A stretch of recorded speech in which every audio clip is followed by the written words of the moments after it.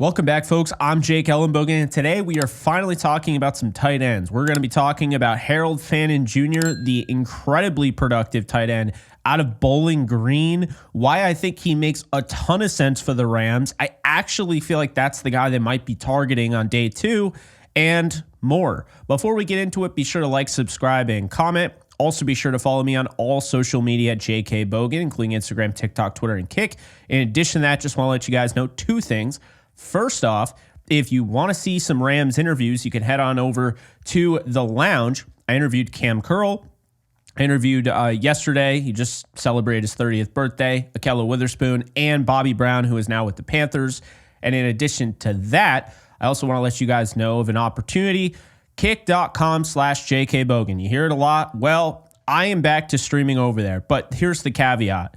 Gaming will be over there, but also film review, film breakdown, film hangouts. So when I'm watching and I'm doing my work and, whatever, whether I'm watching NFL tape or I am watching college tape, it's not going to be so much like a constant breakdown of it in like a play-by-play, but it'll be more of like a chill hangout sesh. So if you're looking for something along those lines, you can head on over to kick.com/JKBogan. I will be breaking down, or rather just film watching some prospects soon. So be sure to follow and keep the notifications on.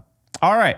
Harold Fannin Jr., this guy gets me excited. 2-year starter at Bowling Green, listed at 6'3", 241 pounds. He's 20 years of age. He'll be 21 in December. Look, what can you say about this guy? I mean, he has all of these records. I'm going to list them here. NCAA, FBS records. He has the most receiving yards by a tight end in a season with 1,555.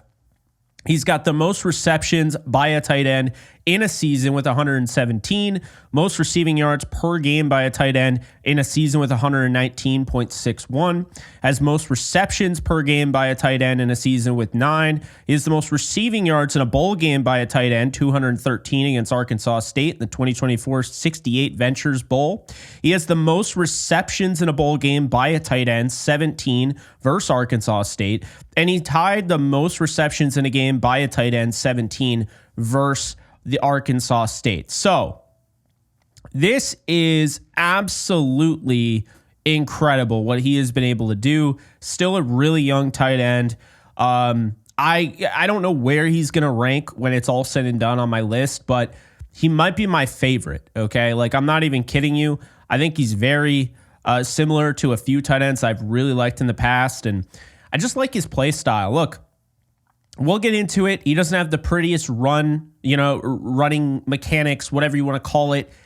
He's not the most athletic. He just makes guys miss. He just does his job. He was first in PFF missed tackles forced by a tight end this year, third in PFF deep yards by a tight end, tied for fourth in PFF contested catches by a tight end, tied for second in PFF deep catches by a tight end, among the elite in yards per route run with 3.77. He has number 1 overall PFF tight end. He's been that back-to-back seasons. So as far as PFF grades are concerned, he's been number 1 back-to-back seasons. He's number 1 in yards after the catch for a tight end, 158 more than Tyler Warren, who's in second. He's first in first downs generated for a tight end. And, while he can line up in the slot quite a bit, and he is kind of considered that guy, he was fourth in snaps out wide. Only a 2.9 drop percentage. I just think you're getting a really good player here, and a guy that if you put him in the right scenario, the right situation, and maybe he doesn't have to be your starting tight end ever. Maybe he could just be your number 2 and be that weapon. I mean, he could have a really good career in this league. Yards after the catch, monster. Okay, we'll start with the pros here. That's what he is. I mean, this is a guy that can slip tackles, break tackles, bounce off tackles, make guys totally miss in space. Again, he led all of college football in yak and missed tackles forced. So he's pretty darn good at that, isn't he? He has great and natural hands. So one thing that I really look for at any pass catcher is, do you let the ball, just kind of fly into your chest and use your body and your pads to kind of, absorb it? Sometimes it gets the job done, but it is not sustainable. You are going to drop a pass that way. Or do you catch the nose of the football? And I think that's the thing when you're watching Harold Fannin Jr., that's something that he does.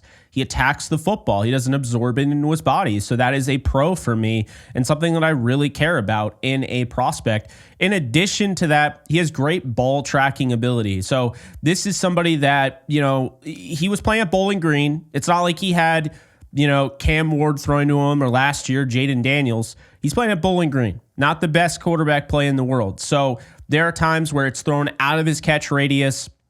He does a nice job to track the ball and attack it at its highest point. So I thought that was really impressive on tape. It was clear and evident.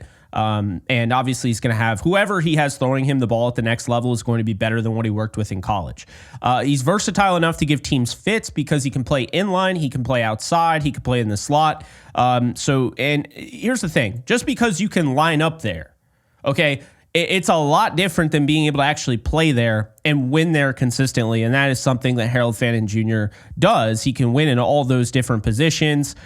He could be a seam buster. He's not the fastest. I know some people look at that 4.7 and they're like, Well, I think it's more so he runs like a 4.6. I would probably say like a high 4.6, which again, who gives a rip? When I watch him on tape, he's running by guys. When I watch him on tape, he's utilizing, different ways to, make guys miss. And he's just finding different ways to win. And I mean, that's all you can really ask for. Not everyone is the most athletic, and not every tight end that has had incredible success in the league has been the most athletic, but sometimes it just works out. And especially when you're a hard worker. And, like I said, he's not the fastest, but he plays faster in a straight sprint. And he gets up there in a hurry. I mean, you have the 1.53 10-yard split. That's a really good time for a tight end. He has the play strength to block, and he'll make plays after contact with that play strength. He had 22 reps on the bench. I think that's kind of the underrated aspect of him, is people just see, oh yeah, he's in the 230s, 240s, he's 6'3". We've seen these underrated or these undersized, basically big wide receivers. I'm not going to fall for that again. That's not really who he is. He's not a perfect blocker, but he's got good technique, and that, allows him to be in position to do things like that and have success in the blocking area of his game. So that's something to keep in mind. He's also a great route runner. I think he uses pacing really well in his routes. He's not a one-speed route runner. This is a guy that will manipulate defenders, and he can already do that when the ball is in his hands, but it's really impressive to watch him do it from a route running perspective. And he can really, I find that he has really good sideline awareness. I mean, he'll get a ball thrown to him. It's going to be a tough catch. He's going to first try to be sure that he can get that ball. Then he's going to be able to get 2 feet in bounds or 1 foot in bounds in college. And I just find that wherewithal to know where you are, have that sideline awareness. I think that's a big deal. So that's something that he definitely has. He has a great feel for the game of football, as you can see on tape. And like I mentioned, as a blocker, I think he's really underrated in the run game. Could really hold his own despite the size limitations. And it is a reminder that, just because this guy comes from Bowling Green, just because he comes from Bowling Green doesn't mean he's not going to be coached up or he doesn't have mechanics and doesn't have the technique down. But 2, just because a guy isn't that big doesn't mean he can't win with good technique, because there are guys that are just huge at tight end and they have no technique and they actually have a hard time blocking. So there is that. He's also very durable. The last 2 seasons, he's played 24 games. So look, the level of competition, I want to bring that up because this is a pro. A lot of people talk about level of competition. I think it's such a cop-out to get out of a small school prospect because people are scared. Okay, if I spend this high of a pick on a small school prospect, it might not work out. Yeah, let's ignore all the times it did work out, but let's just say that that's not going to happen. However, his level of competition could not be less of a concern for me. He went up against Penn State and Texas A&M on back-to-backs, And in those games, he had 19 catches, 282 yards, and 2 touchdowns. He also had over 80 yards after the catch in both games. Why do I care about that number? It tells me that he's not just getting away from the small school teams. He's getting away, getting in space, making guys miss that are going to be drafted in this draft. So that's something to keep in mind. This is a good football player, and I don't care if he was playing for Bowling Green or if he was on Alabama. I just want good football players. Don't scout the helmet, scout the player. That's what I do, and that's why I like Harold Fannin Jr. And to me, the last thing I'll say, as far as the pros, he just continues to get better and better and better. He's still young. He's only 20 years old. He'll be 20 for the majority of the NFL season.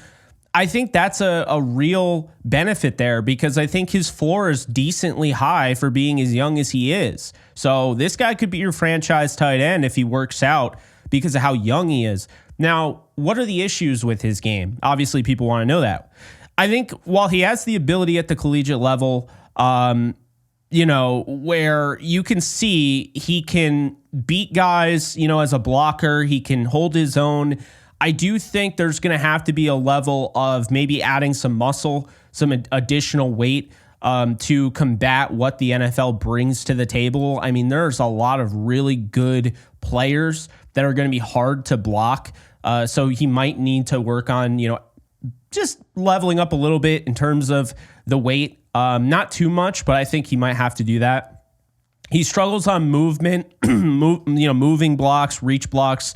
He's not going to be a great pass blocker. Not to say he can never be, but right out of the gate, run blocking is where you're going to get the most out of him in the blocking game. His hips are as tight as I've ever seen for a tight end. Okay.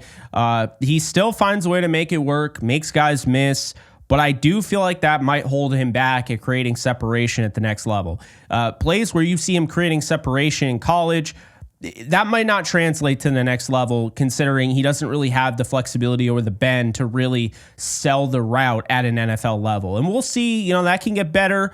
These like tight hips, lack of flexibility, pretty much anything that is a turnoff. You have to understand arm strength on a quarterback, flexibility on any player. I mean, you can work on improving this. And when you get into NFL weight rooms and working with NFL trainers, you can improve this. You can combat this. And, he's a hardworking player. Obviously, he had 22 reps on the bench. That's a really good sign for me. So, maybe he could work on that. But as it stands right now, yes, his hips are very tight. He has a hard time really bending, and that could be a problem.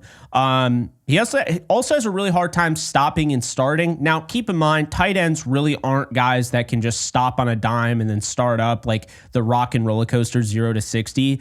But at the same time, he's really slow. Like when he stops, then it takes him a little bit to get going again.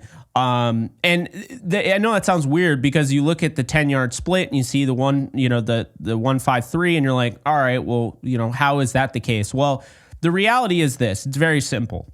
Guys, just because they have a really good 10-yard split doesn't mean that they can stop on a dime and then start back up again, just like they started on the beginning of the play.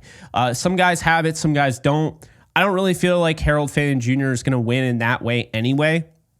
I think he does a nice job of, making guys miss, but when he has to stop entirely on a dime, he's not running away. As you know, he'll make some guys miss. He'll get 5 to 10 yards and he'll get either tackled or pushed out of bounds. That's just who he is. He's not somebody that's going to make somebody miss, stop, and then all of a sudden he's going to house a 50-yard touchdown. That's just not what he's going to do at the next level. So that is important to be prepared for that. He doesn't have great speed, and while he runs away from college teams on tape, I think the explosives kind of coinciding what I'm saying, the explosives aren't going to translate as well to the NFL, and he had a lot of explosives in college. The lack of flexibility, again, I think is what's going to make it hard for him at the next level. And of course, as great of a route runner as he is, those little nuanced details he is going to have to work on. And I do have to be able to see him because if he is going to be flexed out wide and there are going to be teams potentially trying to take him out of, the play or whatever, he's going to get pressed. And can he win against press? How is that release package going to look like? That's the thing. So there are some cons here. There are definitely some concerns. There are definitely some question marks. But he's got a lot of good for him that I feel really good about this player. And again, any tight end you're getting in day 2 that's not a first-round pick is going to have some decent concerns. I still think there are tight ends that are going in the first round that have decent concerns. So what is his comparison? Well, I think it's one of two. I think you could first off say his testing is almost identical to Gerald Everett, despite the 40-yard dash being, 0.10 fewer. Gerald Everett's a 4.6 guy, almost 4.6 flat, whereas Harold Fannin Jr. is high 4.6, early 4.7. The thing that I look at here is that Harold Fannin Jr. reminds me of 2 tight ends Sean McVay coached. Jordan Reed and the guy he drafted to replace Jordan Reed with the Rams, and that's Gerald Everett. And I just feel like the Rams have a type. I mean, I know Tyler Higbee's been there, who, by the way, was, I believe, second in missed tackles forced when he was coming out of Western Kentucky. But I do believe they have a type, and, they kind of told us. I mean, last year, Brock Bowers, they tried to trade up multiple times. They tried to get Dalton Kincaid the year prior. These are flex tight ends. These are guys that, they might have run well, but they're not the tallest. They're not the biggest. They're not your prototypical number 1 tight end look. They're guys that are more modern day tight ends, guys that can work inline, guys that can work flexed out wide, guys that can work in the slot. So that's something that I think benefits Harold Fannin Jr. if he wants to be a Ram, because I think he kind of resembles a lot of what the Rams have been looking for at that position. The thing about Reed, I mean, they basically had about the same 40 time, Jordan Reed and Harold Fannin Jr., but Reed didn't have the bench numbers that Harold Fannin Jr. did. 6 fewer bench presses, which, say what you will, that 6 fewer reps is quite a bit. Reed was drafted in the 3rd round. That's kind of where I think Fannon's going to go. Not necessarily where I think he should go. I think he is a 2nd round pick, in my opinion, but I think he'll probably go on round 3. Reed, like Fannon, made guys miss, was physical, and could block with some caveats. Again, move blocking really struggled, with him. But I just think all in all, what you see is Gerald Everett made guys miss more than anybody in his draft class. And honestly, it was some of the most missed tackles forced by any tight end I've seen in the last 10 years. With that said, Harold Fannin Jr. with Gerald Everett, very, very similar in that sense. They have very similar bench presses. Actually, they have the exact the exact same with 22. Identical 3-cone, identical 20-yard, shuttle, and they have the same exact 10-yard split. So I see that from a testing standpoint. Gerald Everett, to me, is a great comparison for Harold Fannin Jr., just not as fast. But to me, on tape, I think Harold Fannin Jr.'s comp is Jordan Reed. I think the game tape resembles Jordan Reed, who played with the Washington Redskins with McVay. I think he resembles Jordan Reed the most because this is somebody that has better hands. He's a better blocker. And, to me, I think Gerald Everett struggled. I don't think he had the best hands in the world. I don't think he was a great blocker. I think that's why ultimately Tyler Higbee beat him out in LA, as much as I like him. But I think if Harold Fannin Jr. is utilized correctly, he's going to be better than both of these players. I really believe that, because I think the production at this age, for this team, I think says a lot. And then when you have him go up against Penn State and big-time programs like that, and he's doing the same damn thing, well, it tells me that's probably going to translate at the next level. So I think really the question needs to be asked here is, do these type of tight ends work in the NFL? Highly productive, flex tight ends that make guys miss and are considered undersized. Well, let's look. Brock Bowers, one of the top guys that made guys miss, 2024. These worked out pretty well. 2023, Sam Laporta, Dalton Kincaid, although I think Sam Laporta was no doubt about it, the best tight end in that draft. I mean, I wouldn't really even call him undersized, just kind of short, I guess. 2022, you had Chigoziem Okonkwo, who has made his presence known in the league, and Isaiah Likely, who ran in the 4.8s. Didn't really matter, right? I mean, still looks like a good player. And what's funny? His 4.8 40, I still see him outrun guys. I still see him seam buster. I still see him get to the second level and make guys miss. It is a reminder that, again, the 40-yard dash doesn't mean anything. If you run a 4.2 at tight end, but on tape you're running a 4.7, that's all I care about. You're running a 4.7. You're not running a 4.2, right? So that's something to keep in mind. Then you had Kylan Granson in 2021. I kind of missed on him. Really liked him coming out of college, but didn't really do much with the Colts. Then you had Keenan Brown, who, if he sounds familiar, he is familiar. He was with the Rams, made more guys miss than anybody in 2019. And then you had in 2017, Gerald Everett and Jonnu Smith. I think Smith is also a fair comp, but my favorite comp to me is Jordan Reed. Because, again, Gerald Everett testing-wise, but as far as tape, as far as what you see is what you get, he's very similar to Jordan Reed. Reed wasn't the most athletic tight end. Reed had a little bit more of a hop to his step, I would say, but not much more. And I would say Harold Fannin Jr. was probably a better natural hands catcher. I think Harold Fannin Jr. was probably a better blocker.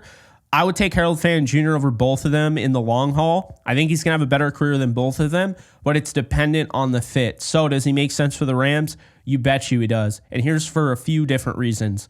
One, and this is important here, he's 20 years old. He'll be 20 for the majority of the season.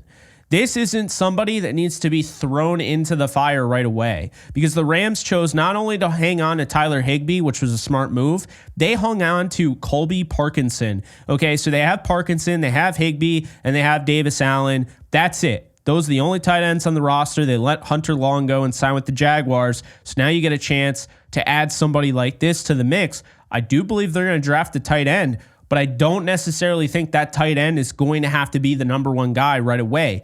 They feel really good about Higbee, and clearly they feel like Parkinson didn't get a full real season. And to be fair to Parkinson, he didn't get to play alongside Higbee, which was the original plan, and he definitely didn't get to play alongside most of the starters because there was constant in and out with the offensive line, with the wide receivers. So it'll be interesting to see him with a full offseason, working with Tyler Higbee, working alongside him, what he can do. Then you have Davis Allen, who dealt with a back injury all of last season.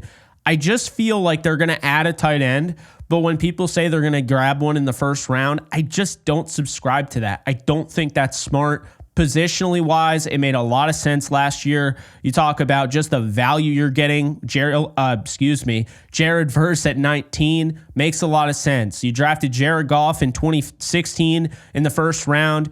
Okay, quarterback, edge defender. What'd you do in 2015? You draft Todd Gurley. Of course, the positional, you could argue, wasn't the best value, but he ended up being a great pick. He just unfortunately had injuries. They also have drafted a wide receiver. They've drafted an inside linebacker. They've drafted Aaron Donald, defensive lineman. They've drafted Greg Robinson, offensive lineman. So think about this. Whatever they decide to do here, obviously they have a lot of flexibility because of how good their roster currently is. But I don't think they're going to draft a tight end in the first round. And when you have a guy like Harold Fannin Jr., you could draft in the third. Why would you draft Colston Loveland at 26 when you could draft Harold Fannin Jr. in the third round? Fannin Jr. doesn't have to be thrown in the fire, but he's already really productive. So God forbid anybody goes down. I think he could make some plays. I think Sean McVay would utilize him, but I also think he'd be redshirted to some degree. This is the thing.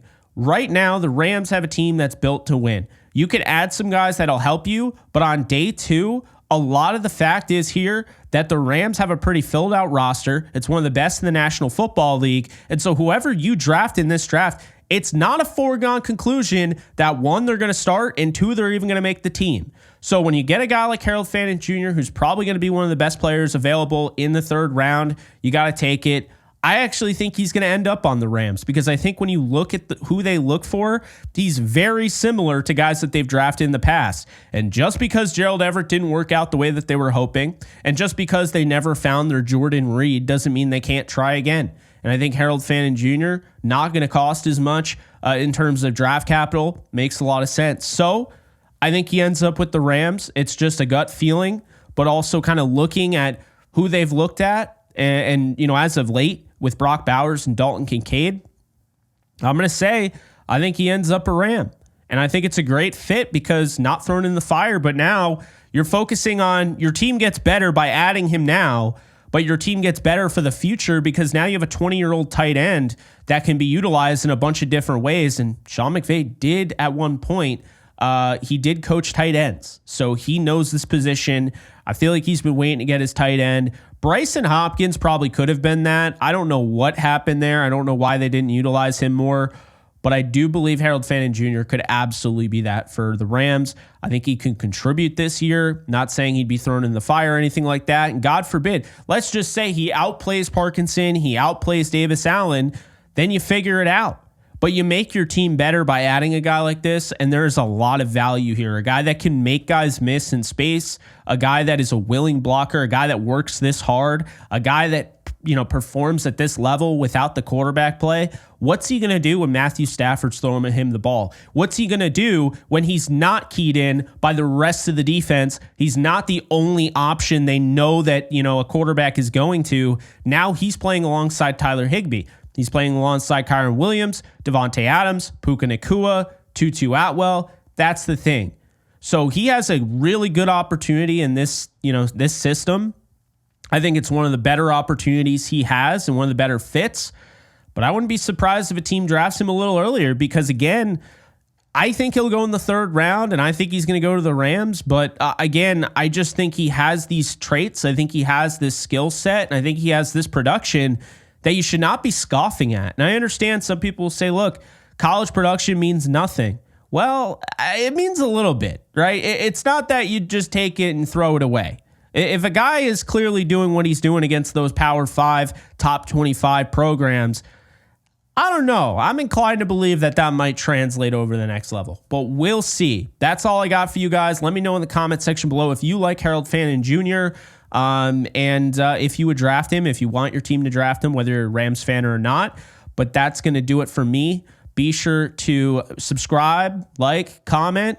And the next video is going to be Chris Paul Jr. out of Ole Miss, a linebacker I'm absolutely stoked about. But that's going to do it. You guys take care. See you soon. All right, guys. So once again, just want to let you guys know that you can check out my new side project, The Lounge. I interview athletes, musicians, actors, actresses, all the nine. So definitely check it out over on The Lounge with Jake Ellenbogen channel. Be sure to subscribe and enjoy. In case you guys haven't noticed, I do have a Discord channel for my community on this channel. And if you want to be a part of it, it is free. The link is in the description below. You can sign up. This is basically a 24/7 Rams channel, and we are almost at 1,100 members. So if you want to be a part of it, just hit the link in the description below.